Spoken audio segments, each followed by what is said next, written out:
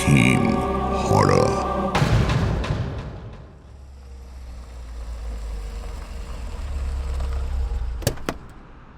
যাত্রী সাথীর গাড়িটা আসতেই ভেতরে ঢুকে গা এলিয়ে দেন শুভ সেনগুপ্ত।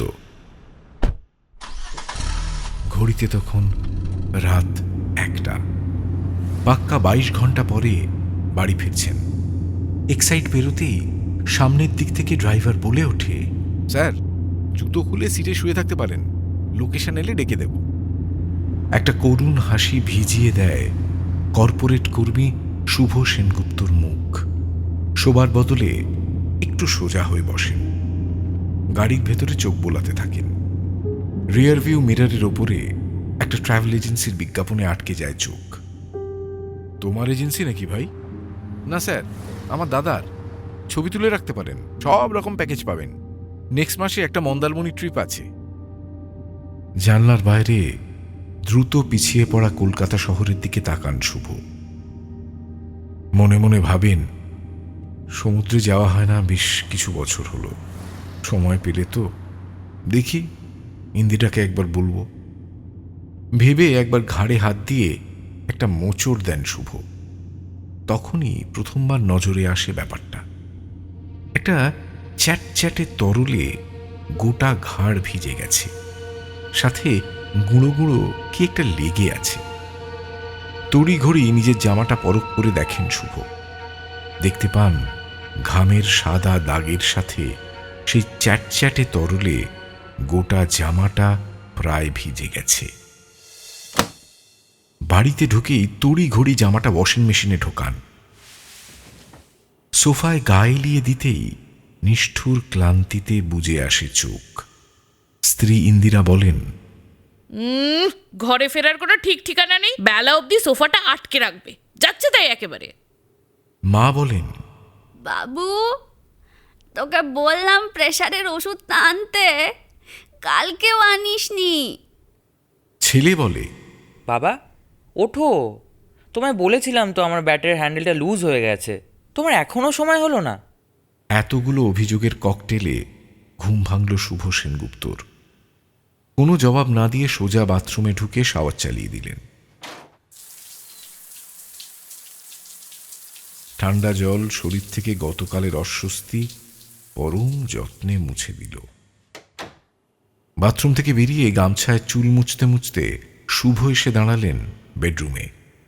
ইন্দিরা তখন চোখে আইলাইনার লাগাচ্ছেন। আজ গত অ্যানিভার্সারির কুর্তিটা পরেছেন।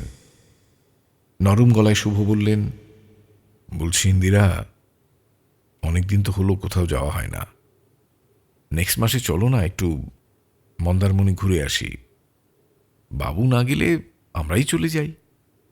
ইন্দিরা ঝাঁঝিয়ে বলে, বাবুর হাফ ইয়ারলি আসছে, এই সময় আমরা বেড়াতে যাব, তাও আবার এই গরমে সমুদ্র?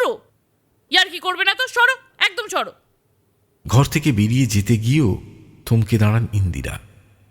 শুভকে একবার আপাদমস্তক মেপে নেন। আজ বাবুর স্কুলে পেরেন্ট টিচার মিটিং আছে, মনে আছে তো? আমার পক্ষে কিন্তু পসিবল হবে না। মাথায় বাজ পড়ে শুভর। গত রাতে শরীর আর না দেওয়ায় সব কটা ফাইল আপলোড না করেই বেরিয়ে এসেছেন অফিস থেকে। বস আর বউয়ের মুখের কোলাজ তার মাথা ভারী করে ফেলে। আর ঠিক তখনই শুভ লক্ষ্য করেন আবার কপালে সেই আঠার মতো তরলটা ফুটে উঠছে। ভুরু কুঁচকে যায় তার। এটা কি? এটা তো ঘাম না। ঘাম তো এত আঠালো হয় না। তবে তবে কি এটা? এই অদ্ভুত ঘামের পিছনে বিশেষ সময় নষ্ট করতে পারেন না অবশ্য। ছেলেকে নিয়ে বাড়ি থেকে বেরোনোর সময় অফিসের ব্যাগে এক সেট এক্সট্রা জামা ঢুকিয়ে নেন শুভ। ছেলের স্কুলের বড় হল ঘরে যখন ঢোকেন তখন মিটিং শুরু হয়ে গেছে।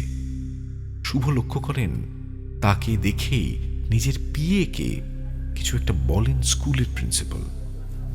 আধ ঘন্টার মধ্যে বিভিন্ন গার্জেনের সাথে নানান আলোচনা সেরে ফেলে স্কুল কর্তৃপক্ষ। আস্তে আস্তে মিটিংটা শেষ হয়। তিনি উঠতে যাবেন এমন সময় প্রিন্সিপালের পিএ এগিয়ে আসে তার দিকে। স্যার আপনাকে একটু ওই কেবিনে ডেকেছেন। প্রত্যাশিত ডাক স্বীকার করে প্রিন্সিপালের কেবিনে ঢোকেন শুভ। তাকে বসতে বলে প্রিন্সিপাল শুরু করেন, good morning mister Sengupta, I hope everything is fine. প্রশ্নের ধারটা ঘাড় হিলিয়ে এড়িয়ে যান শুভ। প্রিন্সিপাল বলেন, মিস্টার সেনগুপ্ত, আমাদের স্কুলে আমরা একটা জিনিস বিশ্বাস করি, স্কুল আর গার্জেন যদি হ্যান্ড ইন হ্যান্ড ভাবে স্টুডেন্টের টেক কেয়ার না করে, সাকসেস ইজ ইম্পসিবল। কোনো প্রত্যুত্তর দেন না শুভ। প্রিন্সিপাল বলেন, আপনার ছেলে গত 4টে অঙ্কের ইউনিট টেস্টে ফেল করেছে। ওকে ক্লাস টিচাররা পরীক্ষার খাতায় গার্জেনের সই করে আনতে বলেছিল, হি ডিডন্ট। আমি পার্সোনালি বিষয়টি আপনাকে জানাতে 3 বার ফোন করেছি, আপনি ফোনটা তোলেননি। ট্রু কলারে প্রিন্সিপালের নাম দেখেও মিটিংয়ে বসে ফোনটা তুলতে পারেননি শুভ সেনগুপ্ত। অদ্ভুত এক রাগে হাতে হাত ঘষেন তিনি। আর ঠিক তখনই লক্ষ্য করেন ব্যাপারটা, আবার সেই অদ্ভুত তরল তার কপাল বেয়ে নামছে। শরীরের বিভিন্ন অংশ ভরে যাচ্ছে গুঁড়ো গুঁড়ো পদার্থে। ভীষণ গা ঘিন ঘিন করে ওঠে শুভর। Sir, I am extremely sorry, এরকম ফার্দার আর হবে না। আমরা responsible guardian sir, next time থেকে এরকম হবে না, সরি। বলে আর অপেক্ষা করেন না শুভ সেনগুপ্ত। এক ঝটকায় উঠে প্রিন্সিপালের রুম থেকে বেরিয়ে আসেন। পকেট থেকে রুমাল বের করে শরীরের সমস্ত শক্তি দিয়ে মুছতে থাকেন গলা ঘাড়। পিছনে ফিরে তাকান না একবারও। তার সম্বিত ফেরে 47B বাসে বসে আবার খালি হাত গালে মুখে বোলান শুভ, খুই খুই এখন তো কিছু নেই, জামাটা যদিও ভিজে গেছে একেবারে। ইস। অফিসে ঢুকে ব্যাগ থেকে আরেক সেট শার্টটা পরে নেন শুভ। তারপর অপরাধ বোধের ভারে কাঁচু মাচু মুখ নিয়ে ঢোকেন কনফারেন্স রুমে। একসাথে সব শাড়ির চোখ এসে আটকে যায় তার দিকে। মুখে একটা ক্রূর হাসি ডিসপ্লে করে বস প্রশ্ন করেন, কটা ফাইল আপলোড করার কথা ছিল সেনগুপ্ত? হ্যাঁ, কটা? স্যার, অ্যাকচুয়ালি আমি কিন্তু এবার তোমার চাকরিটা খেয়ে নেব সেনগুপ্ত, এভাবে দিনের পর দিন। বাকি কথা বিশেষ কানে ঢোকে না শুভর। উনি খেয়াল করেন আবার ওর জামা ভিজে যাচ্ছে সেই অদ্ভুত তরলে। সেই চ্যাটচ্যাটে পদার্থ কপাল বেয়ে নেমে আসছে গলার দিকে। আবার গুঁড়ো গুঁড়ো পদার্থে ভরে যাচ্ছে হাতের তালু। একটা অদ্ভুত ভয় জাপটে ধরে শুভ সেনগুপ্তকে। কাউকে কিছু বলার সুযোগ না দিয়ে শুভ হঠাৎ দৌড়ে বেরিয়ে যান কনফারেন্স রুম থেকে। বহুতল থেকে নেমে শুভ রাস্তা পার করে সোজা ঢুকে পড়েন ময়দানে। ভরদুপুরেও ভিক্টোরিয়ার দিক থেকে একটা ঠান্ডা হাওয়ার দমক এসে ধাক্কা মারে ওর শরীরে। চোখ বুজে আসে শুভর। একটু এগিয়ে একটা ঘাসের আসন খুঁজে বসে পড়েন, ঘাড়ে গলায় হাত দেন। কি হচ্ছে কি এটা? হ্যাঁ, কি জানে বাবা। এখন তো আবার কিছু নেই। ডক্টর মণ্ডলকে একটা কল করতে হবে। কি থেকে হচ্ছে এটা? চোখ বুজে ফেলেন শুভ। মনে মনে চেষ্টা করেন কিছু হিসেব মেলানোর। আজকের পরে চাকরিটা বোধহয় আর থাকবে না। ঠিক আছে, ঠিক আছে, জুটিয়ে নেব কিছু একটা ছুটি দরকার। আর আর সত্যি পারছি না। ইন্দিরা আর ছেলে গেলে যাবে, না গেলে নিজেই কটা দিন সমুদ্রে ঘুরে আসব। চোখ খুলতেই ফের একবার সেই ভয়টা ফিরে আসে। যখন শুভ বসেছিলেন, সাধারণ দুপুরের ময়দানে যেমন লোকজনের চলাফেরা থাকে তাই ছিল। কিন্তু এখন বেশ কয়েকজন লোক তার দিকে আস্তে আস্তে এগিয়ে আসছে। কেমন একটা ঘোরের মধ্যে হাঁটছে যেন সকলে। মানুষগুলো একটু কাছে আসতেই ভয়ের চোটে দাঁড়িয়ে পড়েন শুভ। আরে মা, কি করছো এখানে এখন? ইন্দিরা, তুমি অফিস গেলে যে?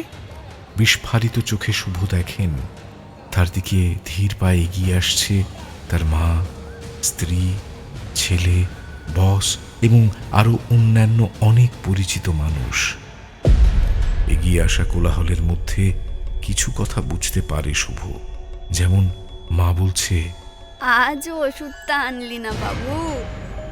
ইন্দিরা বলছে, এই ক বছর ইনক্রিমেন্ট হয়নি সে খেয়াল আছে তোমার?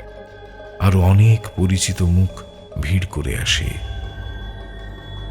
বিস্ফারিত চোখে শুভ দেখেন প্রত্যেকের চোখের দৃষ্টি আটকে তার উপর। সকলের মুখে এক অপার্থিব হতাশা। একভাবে শরীরগুলো এগিয়ে আসছে তার দিকে। এদিকে সেই চ্যাটচ্যাটে তরলটা গোটা শরীর ভিজিয়ে ফেলেছে শুভর। মুখে, ঘাড়ে, গালে আবার ফুটে বেরোচ্ছে সেই গুঁড়ো গুঁড়ো লবণের মতো পদার্থ। শুভ চেঁচিয়ে ওঠে, এই থামো, এই থামো তোমরা, কেন এরকম করছো? আমি তো চেষ্টা করছি, বলো, থামো সবাই, থামো। এগিয়ে আসে শরীরগুলো, অস্বাভাবিক এক দৃষ্টি সবার চোখে। এদিকে শরীরের অস্বস্তি অসহ্য হয়ে আসে শুভ সেনগুপ্তর। কি করবেন বুঝতে পারেন না। একসময় কি মনে হতে জামা কাপড় খুলে ফেলতে আরম্ভ করেন উনি।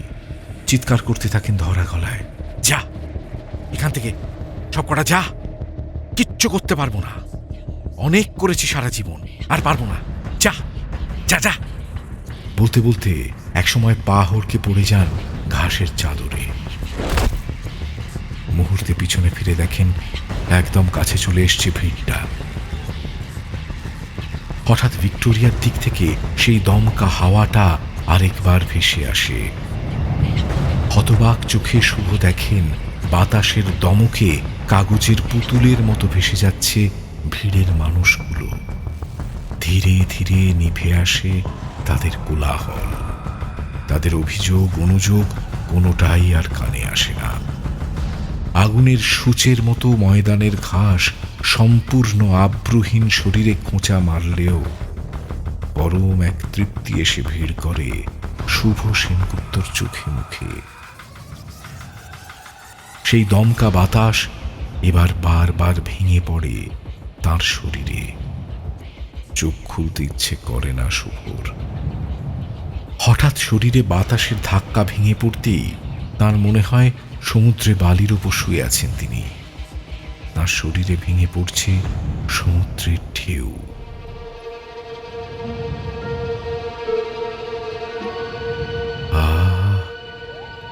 কতদিন সমুদ্রে যাই না।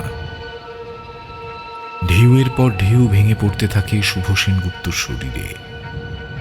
একসময় তার মনে হয় দমকে দমকে তার শরীরের বিভিন্ন অঙ্গ প্রত্যঙ্গ মিশে যাচ্ছে এই অদ্ভুত ঢেউয়ের স্রোতে। সেই গুঁড়ো গুঁড়ো পদার্থগুলোকে আর অচেনা লাগে না তার। সমুদ্র ডেকেছে তাকে, যেতে হবে এবার। পাশ ফেরেন শুভ সেনগুপ্ত। পরের দিন শহরের প্রতিটি দৈনিকে একটি খবর বেরোয়, রাসেল স্ট্রিটের কোনো এক অফিস কর্মীর মৃতদেহ খুঁজে পাওয়া গেছে ময়দানে। পোস্টমর্টেম বলছে হার্ট অ্যাটাক। তাকে আপত্তিকর অবস্থায় শুয়ে থাকতে দেখে পুলিশে খবর দেন জনৈক প্রত্যক্ষদর্শী।